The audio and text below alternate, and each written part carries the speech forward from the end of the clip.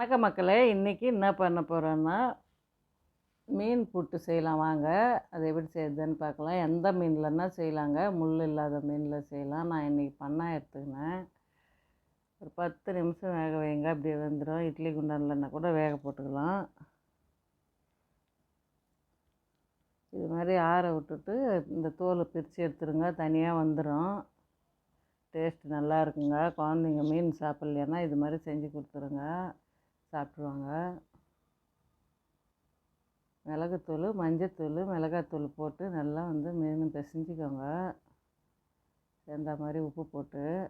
இது மீனுக்குங்க, மீனோட டேஸ்ட்டு. அந்த நீச்சு வாசனை எதுவும் வராது. எண்ணெய் ஊற்றிக்கோங்க. சோம்பு, சீரகம் போட்டு பூண்டு 2 பூண்டு போட்டுக்கணுங்க.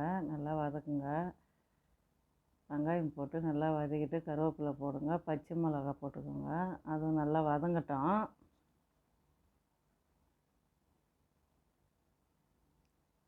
கொஞ்சம் உப்பு போட்டுக்கோங்க. 2 முட்டை போடுங்க. நாட்டுக்கோழி முட்டை தாங்க எடுத்துக்கினேன். நல்லா பொரியல் மாதிரி கலரி கொடுங்க. பொரியல் மாதிரி வரட்டும். இந்த மீன் போட்டுருங்க. நல்லா வதக்குன்னு பொன்னிறமாக வர்ற வரைக்கும் வதக்குங்க. சிம்மில் வச்சே வதக்குங்க. அட்டகாசமாக இருக்குங்க. மீன் புட்டு செஞ்சால் சொரா புட்டுன்னு இல்லை, எல்லா மீன்லும் செய்யலாம்.